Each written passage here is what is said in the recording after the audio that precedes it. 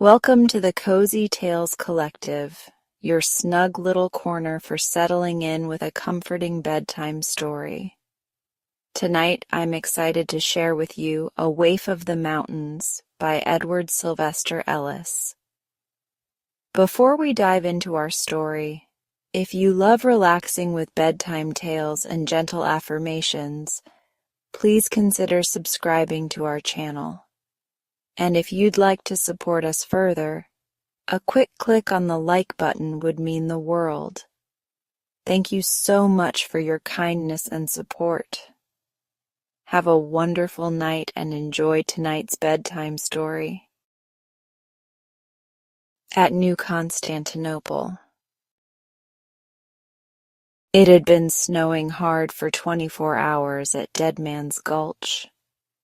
Beginning with a few feathery particles, they had steadily increased in number until the biting air was filled with billions of snowflakes, which whirled and eddied in the gale that howled through the gorges and canyons of the Sierras.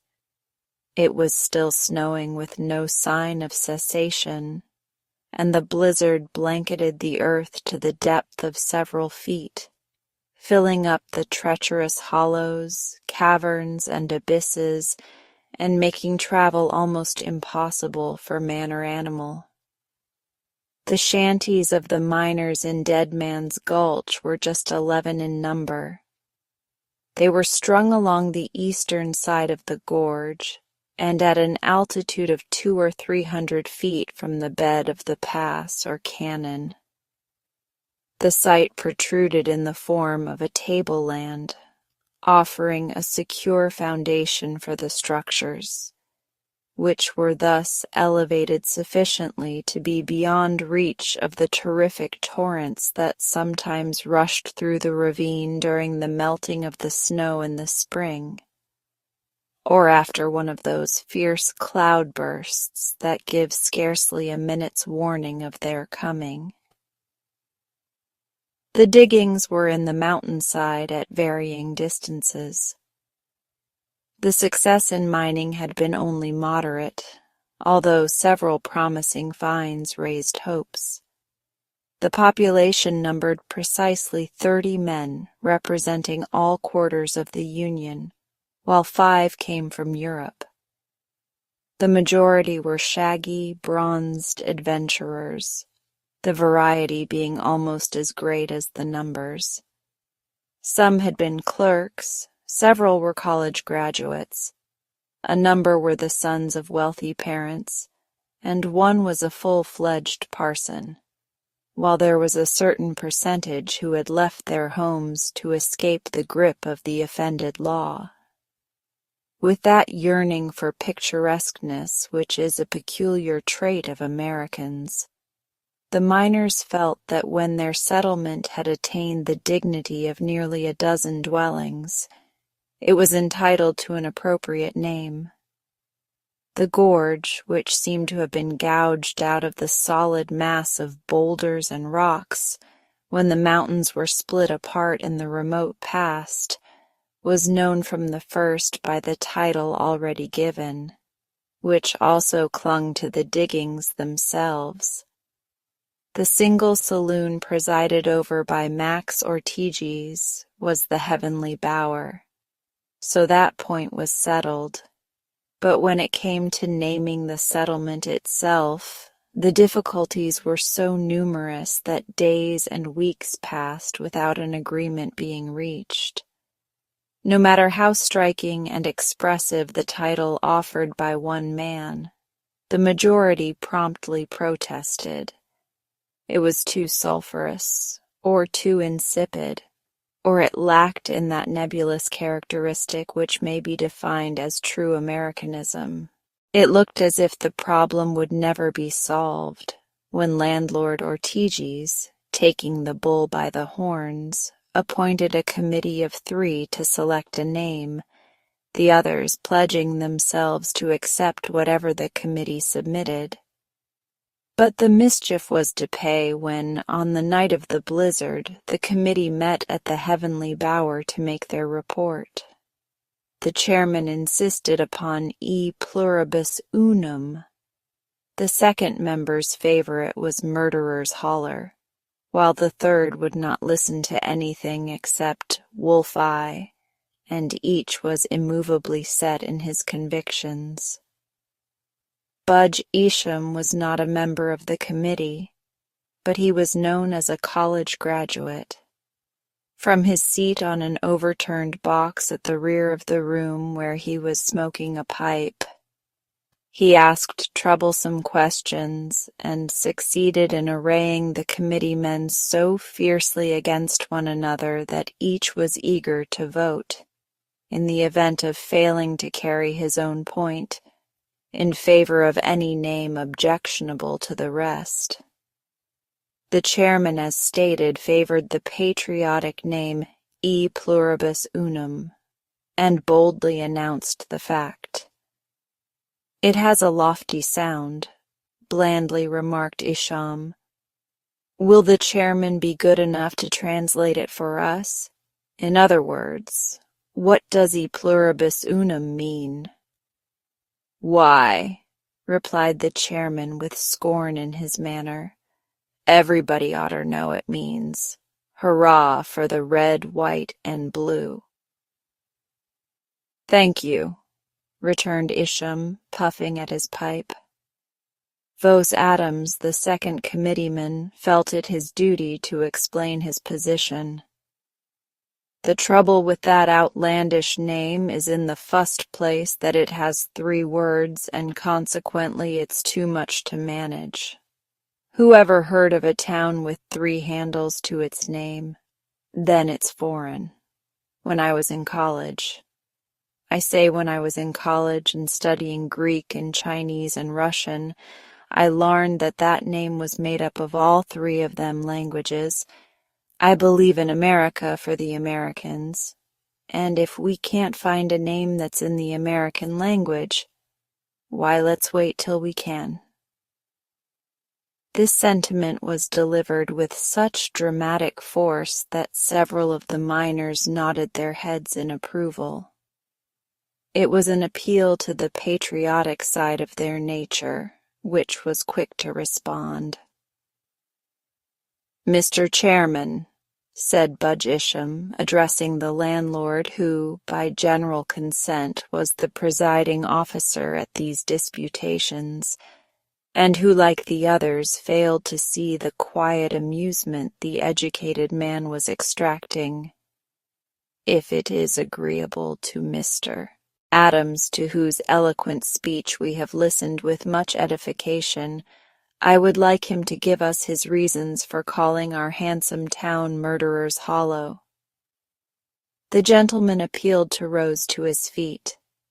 Turning toward the man who had called upon him, he gave him a look which ought to have made him sink to the floor with mortification, preliminary to saying with polished irony, "If the gentleman had paid attention as he oughter, he would have observed that I said Murderer's Holler, not Murderer's Hollow."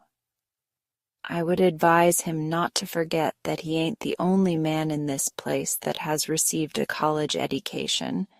Now as to the name, it proclaims our stern virtue and love for law. The orator paused, but the wondering expression of the bronzed faces turned toward him showed that he would have to descend to particulars. "When violators of the law hear that name, what does it say to them? It says that if any murderer shows his face in this place, he will receive such rough handling that he will have to holler enough, and will be glad to get out. I don't see what there is to laugh at," exclaimed Vos angrily, looking threateningly around again with his fists clenched and his gaze fixed specially upon the grinning Budge Isham. "There's some sense in what Vos says, which ain't often the case," remarked Ike Ho, the other member of the committee, "but the trouble will be that when folks hear of the name, they won't think to give it the meaning that he gives it. They'll conclude that this place is the home of murderers, and if it keeps on, by of hoss thieves. If it weren't for that danger, I might go in for backing up Vose with his name, but as it stands, it won't do. The argument of Ike had produced its effect. There was little sympathy in the first place for the title, and that little was destroyed by the words of Ike, who proceeded to plead for his own choice. Now as to Wolf-Eye. In the first place, it is short and easy to say. There ain't any slur in the name that might offend a newcomer who would think the murderer's holler contained ungentlemanly allusions to his past. It is warning, too, that the place has got an eye on everybody and has teeth as sharp as a wolf. Then there is poetry in the name. Gentlemen, added Ike in a burst of enthusiasm, we oughter go in for poetry. How can anyone live in such a glorious country as this with the towering canyons around him, with the mountains thousands of feet deep, with the grand sun kissin' the western tips in the morning and sinking to rest at night in the east, with the snowstorms in summer and the blazing heat in winter, with the glow— Hold on, called Budge Isham, rising solemnly to his feet with hands uplifted in protest. If Ike doesn't stop, he'll have us all standing on our heads. There's a brand of liquor down in Sacramento called Wolf-Eye. I don't make any charges, gentlemen, against my friend Ike, but you can draw your inferences. Wolf-Eye won't do. A general laugh greeted this sally, seeing which the indignant Ike turned the tables upon Budge with an admirable piece of sarcasm. Seeing as how all of us together don't know enough to get up a name that will suit, I move that the college-educated gentleman supplies the brains and does it himself. The crushing irony of this remark was spoiled by Budge accepting it in all seriousness. He bowed his head and gracefully thanked the satirical Vose. I shall be very glad to do so. The committee meant well enough, but the trouble was that there were too many fools on it. At this point, Wade Ruggles sprang to his feet with the fierce question, Does the gentleman refer to me? His hand was at his hip on the butt of his revolver, and matters looked squally, but the tactful Budge quelled the rising storm with Chesterfieldian grace. Waving his hand and bowing, he said, I did not intend the remotest reference to you. Vose Adams came up promptly. Then it's me, and I'm ready to make any man eat his words. My good friend is mistaken. Nothing could induce me to apply such a term to him. I hold him in too high esteem. Since this left Ike Ho as the only remaining member, he began to show signs of explosion, perceiving which the incomprehensible Budge proceeded to mollify him. And Ike knows that I would be the last person in the world to slur a gentleman from whom I, as well as the others, have received so much instruction. Ike was mystified. He looked at the other members of the committee and then into the faces of the group. He couldn't make it out. If it's all the same, Mr. Chairman, since the gentleman has said there was too many fools on the committee, and has just explained that he didn't mean any one of us three, I'll be obliged if he'll explain who in thunder he did mean. This sounded unanswerable, but the cunning Budge was equal to the occasion. It gives me pleasure to answer the question of the gentleman. My remark was made in a Pickwickian sense. He leaned forward with a beaming smile, as if his explanation left nothing to be added. No one understood to what he referred, but all were too proud to admit the fact. There was a general nodding of heads, and Ike, with the manner of a man who magnanimously accepts the humble apology of him whom he has worsted, leaned back on his stool and audibly remarked, "That makes it all right." Budge Isham resumed his seat when he was reminded that he was expected to submit a name for the new settlement. "I beg pardon," he said, rising again. "It is a fact known to this highly intelligent assemblage that every city of prominence in Europe has from 1 to 40 namesakes in this country. There is one exception, however. Doubtless all know to what city I refer." In response to his inquiring looks, the group tried to appear as if the name was familiar to them, but no one spoke. "It is hardly necessary for me to mention the city, but I may say it is Constantinople." A contemptuous sniff greeted this proposal. "That's the worst yet," said Wade Ruggles, drawing a match along the thigh of his trousers to relight his pipe, which had gone out during the excitement. "The man that insults this party with such a proposition ought to be run out of the place." "What's the matter with it?" demanded Budge. "It's too long in the fust place," commented Ike Ho. "It bothers a man to get his mouth around it, and it hain't any music, like the other names, such as Starvation Canyon, Hangman's Noose, Blizzard Gorge, and the rest. I stick to mine as the purtiest of all." "What's that?" "Blazes. Short and sweet and innocent-like." Landlord Ortiz was leaning with both elbows on the bar. The new name struck him favorably. "I'm inclined to agree with Budge," he said, "'cause there hain't any other place that's hit onto it. All of them names that you chaps have tried to spring onto us have been used in other places, or at least some part of the names, but, as Budge has observed, no galoot has scooped Constantinople." "'Cause no one ain't fool enough," observed Ike Ho, who noted the drift of the sentiment. "But they'll pounce onto it powerful quick if we don't grab it while it's passin'. It's a good long name. And what if it does make a chap sling the muscles of his jaw to warble it? All the better. It'll make him think well of his town, which I prophesy is going to be the emporium of the West." "Let's see," growled Wade Ruggles. "Constantinople is in Ireland, isn't it?" "Where's your edication?" sneered Ike Vose. "It's the oldest town in Wales." Landlord Ortiz raised his head and filled the room with his genial laughter.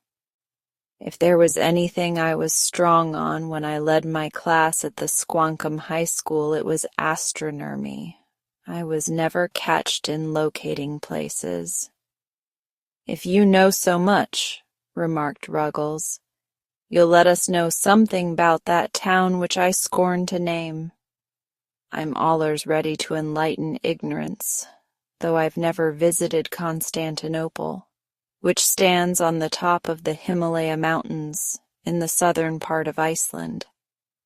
"That's very good," said Budge Isham, who with his usual tact maneuvered to keep the ally he had gained.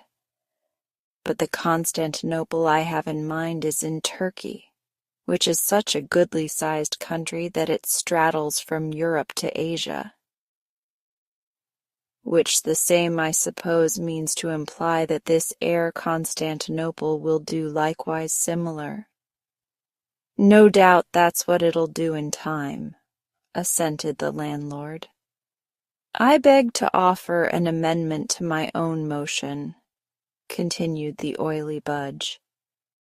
When the boom strikes this town, as it is bound soon to do, and it rivals in size the famous city on the other side of the Atlantic, there should be something to distinguish the two. We have no wish to rob any other place of the honors it has taken centuries to gain. So, while we reserve the principal name, I propose that we distinguish it from the old city by prefixing the word new. You mean that this town shall be New Constantinople? Was the inquiring remark of the landlord. Precisely, and I now make the motion that that be our name. There were 17 persons present, and it looked as if a decision was inevitable. The landlord was shrewd. His first act was to invite all to drink at his expense, after which he made each pledge himself to abide by the decision, whatever it might be. These preliminaries being arranged, a show of hands was called for. The vote was 8 for and 8 against the new name. "That's a tie," commented the landlord from behind his immense beard, "and therefore the question ain't settled." "It's easy enough to settle it," said Ike Ho. "How? Take another vote." "I don't see how that'll do it, unless someone changes his mind. But again, gentlemen, all who favor the new name, raise their right hands." 8 horny palms were elevated in air, while the same number were displayed in the negative. The landlord looked troubled. "We must keep it up till someone weakens," observed Wade Ruggles. The host scanned the earnest faces in front of him. "Which of you gentlemen will promise to weaken if we keep this thing up for half the night?" "I'll stay here a week," was the reply of Vose Adams, while the general nodding of heads showed that he echoed the sentiments of the others. The landlord met the crisis with becoming dignity. "Gentlemen, when I was a member of Congress, all questions that was tied was settled by the presiding officer casting the deciding vote, and which, as aforesaid, we don't lay any claim to being higher than Congress.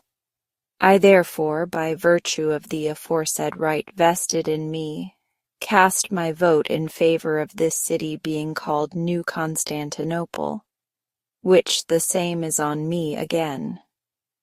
Gentlemen, what will you have?" It was a coup d'etat, the victory being clinched before the opposition realized it. Ere the company had fairly recovered from their bewilderment, Budge Isham declared that the victory was really his, due to the good sense and high-toned chivalry of his friends, and he insisted upon doing the honors. He would accept no denial, and the engaging style in which he acquitted himself of this duty restored good humor. Thus it was that the little mining town of the Sierras in the days that are gone received its title. The Heavenly Bower consisted of 2 large apartments, both on the ground floor. The one at the rear was used by landlord Ortiz for sleeping, eating, and partial storage purposes. When Vose Adams made his quarterly visits to Sacramento, he was accompanied by 2 mules.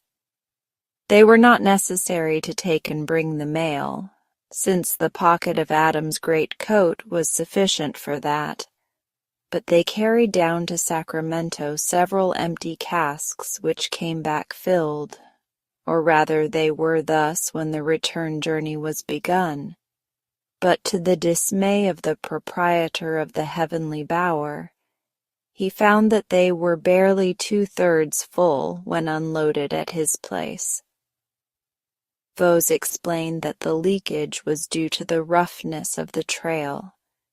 Since there seemed no other way of overcoming this, The landlord sent an extra cask with the request to Vose that he would confine his leakage to that, and Vose kindly obliged him.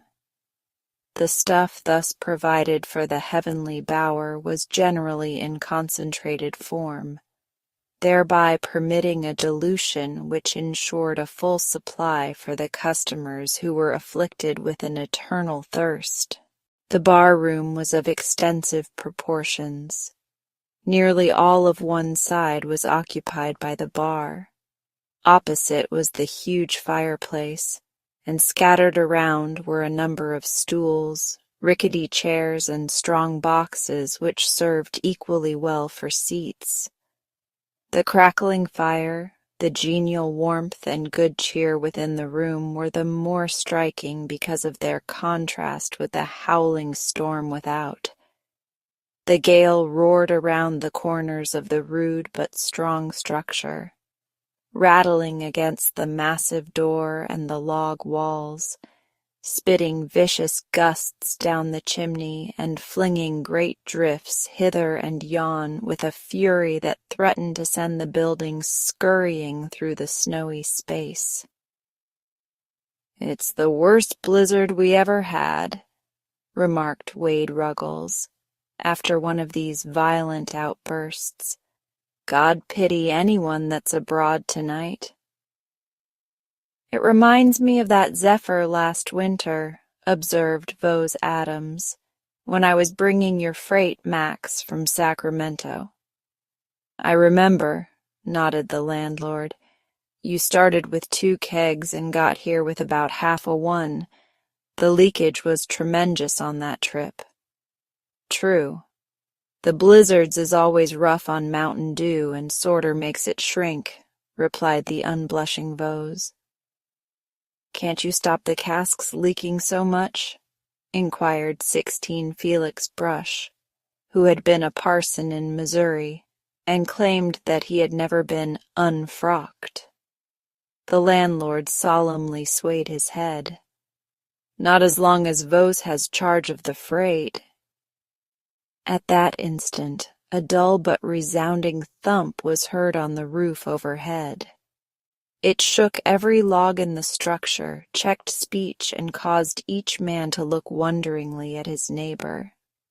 "The mountain has fell on us," exclaimed Ike Ho in a husky whisper. "If it was the mountain," said Budge Isham, slightly raising his voice as the courage of the party came back, "none of us would be able to tell of it." "Then it's a rock. Well, I'm blessed. The thing is moving." Something was certainly astir in the mass of snow overhead. "I guess it's an angel that has lost its way," submitted Ho. "More likely it's a grizzly bar that's stumbled off the rocks." But all these speculations were scattered to the winds by the sound of a voice muffled and seemingly far away, which came to them through the storm. "Hello, the house!